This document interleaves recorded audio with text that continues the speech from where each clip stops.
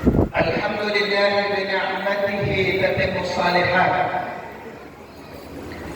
والصلاة والسلام على نبينا محمد وعلى آله وصحبه وسلم تسليما كثيرا. أما بعد، فالسلام عليكم ورحمة الله وبركاته. وعليكم السلام.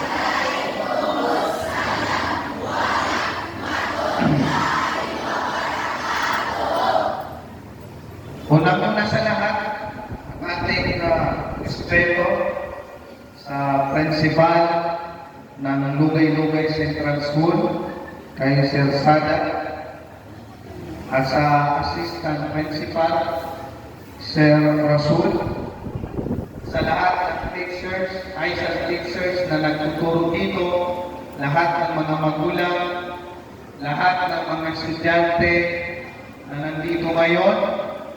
Assalamualaikum warahmatullahi wabarakatuh. Unang-una sa lahat, nandito tayo ngayon para saksihan ang isang yugto na insyaAllah subhanahu wa ta'ala ay magtatapos na at mayroon namang bagong pagsubok na darating sa atin. Kung titingnan natin ang tema, ay mayroong tatlong bagay na gustong ituro sa atin. Una is yung iman. Pangalawa, iman is pananampalataya. Pagkilala sa Allah subhanahu wa ta'ala. At pangalawa, al-ilm, knowledge, kaalaman. Pangatlo is hidmah,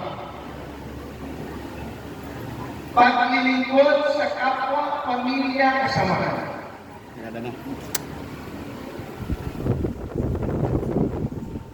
Una-una is al-iman, ang pananampalataya, ang paniniwala sa Allah subhanahu wa ta'ala.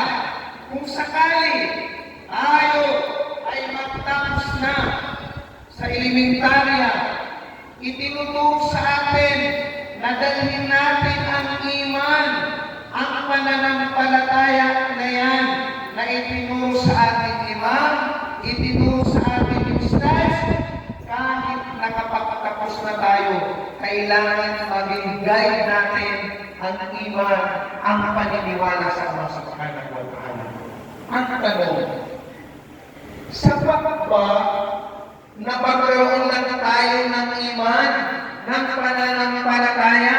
Sabihin natin, ako ay naniniwala sa Allah, pero wala sa gawa. Hindi po.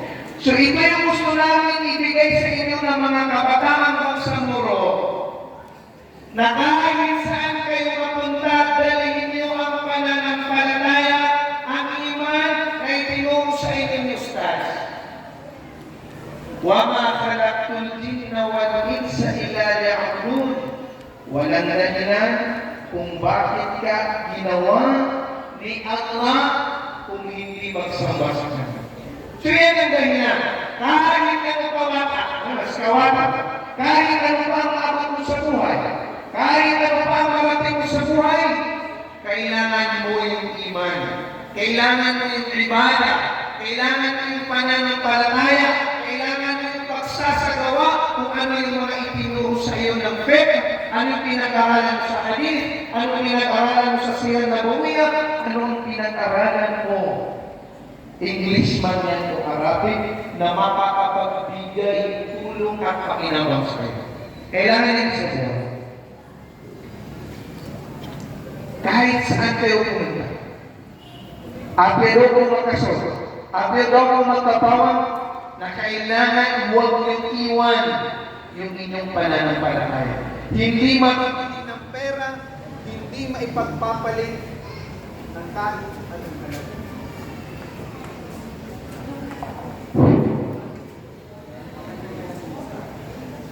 Yun yung iman. Yun yung pananampalataya. Paniniwala sa Allah subhanahu wa Kilala nyo? Untay ni nang ating sa ikita nyo? Kilala nyo? Okay. Sino yung nagtuto sa atin na magsambayan? Sino yung nagtuto sa atin na maging mabuti sa kapwa-tao? Sino yung nagtuto sa atin na pakitunguhan ng maayos ang ating mga magulang? Si Allah, at dapat isa puso at gawin ninyo inshallah subhanahu wa ta'ala. Ngayon dito naman tayo sa iman. Sino ang ating kuwaran?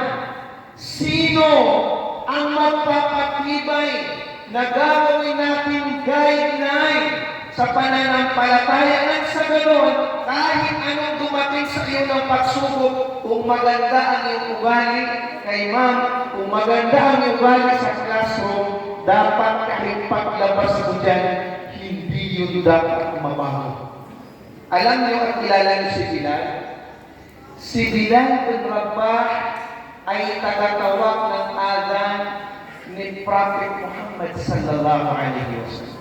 Nung bago pa ang Islam, si Bilal ay isang alipin.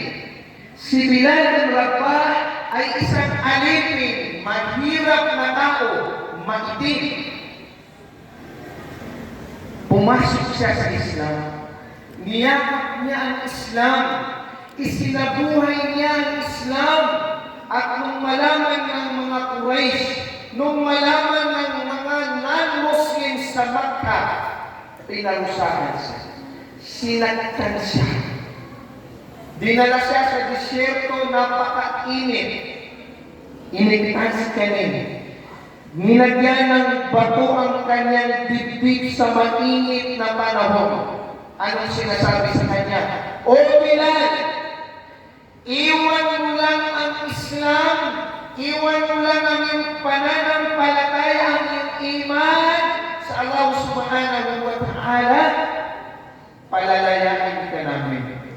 Iiwan namin, titigilan namin ang mga parusa na binibigay namin sa iyo. Ano ang sinasabi ni Bilal? Ahadun ahad. Ahadun ahad. Walang ibang Diyos. Daladay tatagsimban.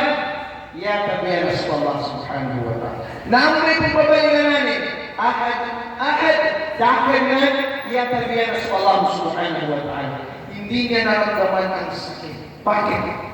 Dahil totoo. Dahil totoo at na-feel niya ang tamis ng pananampalataya, iman kay Allah subhanahu wa ta'ala. Si Bilal bin Rabah, tinuruan tayo na kahit gaano kahirap ang sitwasyon natin sa buhay, mahirap si ina, mahirap si ama, mahirap ang buhay, maraming pagsubok, huwag na huwag mong isusuko ang Islam sa kahit kanino man. Nabay ni Pamani sa Kitanwan, dapat pagsabiya, iagama sa bakbo sa kalidunya. Okay? Nakaintindihan tayo? Alhamdulillah. Pangalawa, yung knowledge, yung kaalaman. Nandito tayo ngayon, bakit? Para matuto. Ilan pa tayo nag-aaral sa elementarya para matuto? Bakit? Dahil sinabi ni Allah subhanahu wa ta'ala, يَرْفَعِلَّهُ الَّذِينَ آمَنُوا مِنْكُمْ وَالَّذِينَ أُوتُوا الْعِلْمَ دَرَجَاتٍ. Itinataas ng Allah subhanahu wa ta'ala kayo na mayroong pananampalataya, mayroong iman sa Allah subhanahu wa ta'ala, at kayong nag-aaral, mataas na antas ang ibibigay ni Allah sa inyo. Sa point pa lang na nag-aaral kayo, sa point pa lang na pumunta kayo dito sa Lugay-Lugay Central School, tinaas na kayo ni Allah. Hindi nyo na kailangan magmataas. Hindi nyo na kailangan magyabang. Hindi nyo na kailangan tingnan ang sarili nyo na kayo ang pinaka-the best, pinaka-nasa taas, dahil nag-aral ka lang, si Allah na ang tumakas sa'yo. Ha? nasabutan. Mag-aral ka lang ng kaalaman. Itataas ka na ng Allah. Bakit? Anya si attorney, niya si engineer, anya si principal. Maganda na ang paningin sa iyo ng mga tao dahil sa kaalaman na mayroon. Sinabi ni Prophet Muhammad sallallahu alaihi wasallam, "Wala kulli ilmi faridatun 'ala kulli muslim." Ang pag-aaral sa Islam ay obligado sa lahat ng mga Muslim. Magitan kanina, kaniama, kanwata, wajib sa kani mga gitano. Sumasa ka nakakatuwa na dito sa Lugay-Lugay Central School, mayroong mga magulang, adan ama ina, abangagi at sabay kung sa kanwa mga mata. So, ano yung point natin doon?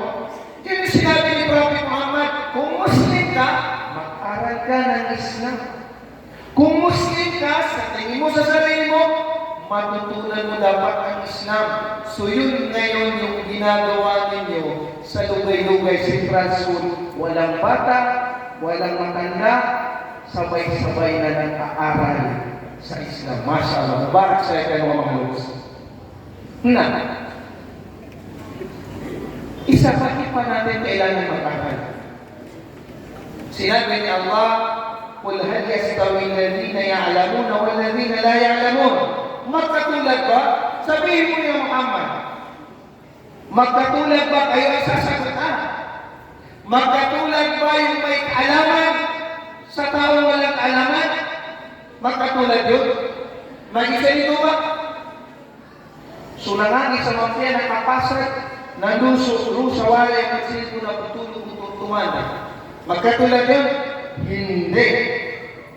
So kung gusto mong maiba sa mga kabataan at mga taong iniwan nilang pag-aaral, magsulikat ka. Mag-aaral ka. Bakit? Para mapabilang ka sa mga taong pinuri ni Allah na yung mga taong may kaalaman ay sila yung kakaiba sa mga tao. So magtatapos kayo ngayon ng elementary. Mag-start na ba kayo ng pag-aaral? Hindi. Simula pa lang ito, matagal pa. Matagal pa. So kung gusto niyo maalis sa inyo yung kamangmangan, walang kaalaman, mag-continue kayo. Sipagan niyo pa. Kung masipag kayo ngayon sa elementarya, pagpasok niyo sa high school, dapat masipagan niyo. Al-ilmu nurun wal jahlu nurun. Ang kaalaman ay liwanag at ang kamangmangan ay kadiliman.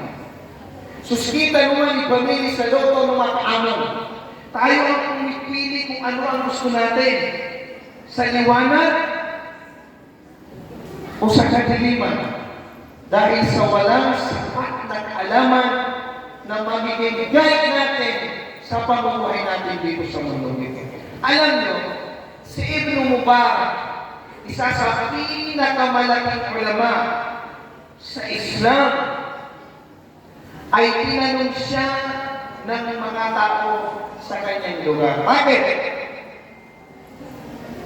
Si Imam Ibn Mubarak ay napakaraming kitab ang kanyang naisulat. Lagi siyang nagtuturo. Lagi siyang nagsusulat ng kaalaman na kanyang natututunan at para mapag-aralan ang umma na ito. Tinanong siya, "Ya Sheikh, Ya Ustaz, bakit sa dirami-rami ng kaalaman na naisulat mo at natutunan mo hanggang ngayon nagsusulat ka pa rin? Nagpaaral ka pa rin?"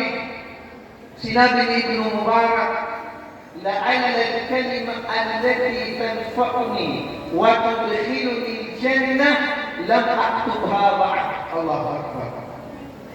Baka sakali sabi niya mayroong isang kalima, isang salita na makakapagbigay pakinabang sa akin at magiging dahilan para makapasok sa paraiso, hindi ko pa naisulat. Diba? At nandun na sa mga ina na yan nilang kinasabot yan nilang ka-fail na mayroon pang kulang sa kanila. Mayroon pa silang dapat gawin para makapasok sa Jannah. Kaya nag-aaral sila. Na may tukong bamawata. Bakit kayo nag-aaral? Tagina, at nato na ganap ng kasabuti, sukukit at akwan ng karong pangarap mo sa buhay. Yan yung dahilan kung bakit kayo nag-aaral. Dahil may pangarap ka. Gusto mong maging engineer, gusto mong maging pulis, gusto mong maging ustaz, gusto mong maging teacher, katulad ng sir principal. So nagkukontinue ka sa pag-aaral kasi yun yung dahilan para makuha mo yung alaman na yun na gusto mong makuha. Na, katawan kami ay mga mata sa guna, mga mapok, ikapangaginig. Tama na mag-aaral at totoo yan. Mag-aaral na, pumunta lang dito, kung 100 ang baon. Tapos naka-iPhone. Di ba? Tapos may iPhone 17 Pro Max. Ina, makagraduate ako, pamasay ko kasi ko na. Low sa KCC. iPhone. Tinatamad. Kung mag-aaral ka lang ng maayos, ikaw na mismo ang pipili sa sarili mong pagdating ng pangalan. Kahit hindi ka nila maayos. Kilala niyo na rin ito si Abu Hurairah. Si Abu Hurairah radhiyallahu anhu ay isa sa pinakamahirap na sahaba. Isa sa pinakamahirap na kasamahan ni Prophet Muhammad sallallahu alaihi wasallam.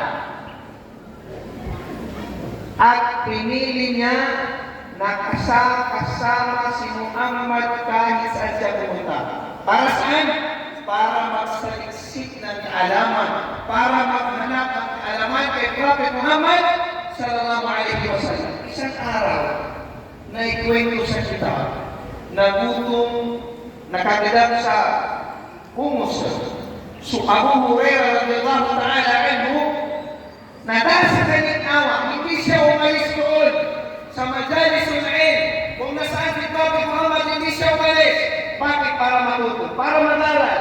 Nasa ko na, tabiya ka, hindi niya si Sir, hindi makapasa naman. Hindi niya si Ustaz, hindi makapasa na. Nagutom ako yan. Pero si Abu Hurairah, kahit gutom siya, hindi siya umalis. Anong naging resulta nun? Anong naging resulta ng pagsasiliksik niya ng kaalaman? Siya yung mayroong pinakamaraming hadith na yung pinag-aaralan ninyo ngayon sa Aisha, sa kanyang pinakamadakil na hadith na napalutulin siya ng mga sahaba. Yun ang resulta ng pag-aaral ng kaalaman. Sa kanyang siya yung mayroong pinakamaraming hadith na nagkwento sa mga sahaba.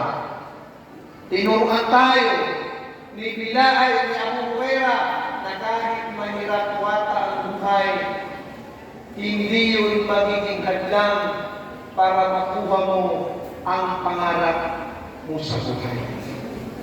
At yanin din ikapasan at katala ka kaadong kung mga wata mambo apot siya sa school na natunadagan din baonin sa baksa pahirapan na rin ang buhay. Pero, kung ang gagawin mo is yung ginawa ni Abu Hurairah, kahit nakaramdam siya ng pagod, kahit nakaramdam siya ng gutom, hindi siya pumigil. Ang naging resulta, siya yung pinakamaraming na ikwento na hadis na atin simula sa panahon niya hanggang sa magulong mundo. So, kalingan na kamamoy, iya mapanutol, niya maawata, wata likwana, kalutin at ang mga mapasan ikatalaginan, mapasan kapulinan sa school, dalabamin, at nagtuna siya mga kapanganin, kayo mga kaklase ni, ilay ka sa kuna, attorney, malapit iservisin sa babu, sa kinatulagan, sa kinapangagin. So yan yung gusto natin iparating sa inyo. Kahit mahirap, maganda ang situation ninyo ngayon sa buhay, mag-continue kayo para makakuha kayo sa mga future. Future sa dunya. Kaya titito future stars, na dunya ba makawakan niya sa gaya mo? Okay lang paghirap, okay lang mapeke ka man sa dunya, asal ka mapeke ka man sa gaya mo Nambay kaalaman naman. Yan yung kaalaman na isa Allah subhanahu wa ta'ala dahil ninyo kahit saan kayo mapunta. Ngayon, dito naman kayo sa khidma. Yung mga itinuro sa inyo ng mga kabutihan, gawin nyo dapat makakatulong sa inyo saan? Sa kabilang? Sa mga kasamahan nyo, kapitbahay, mga magulang, at sa lahat ng inyong mga nakakasalatuhan. Khidma. Sinabi, sa kwento, yung yung service, yung iba yung Tagalog, paglilingkod, kapag-habang, siya kayo mga tagapada, kilala mo sa Abu Bakr Siddiq. Si Abu Bakr Siddiq, radiyallahu ta'ala anhu, isang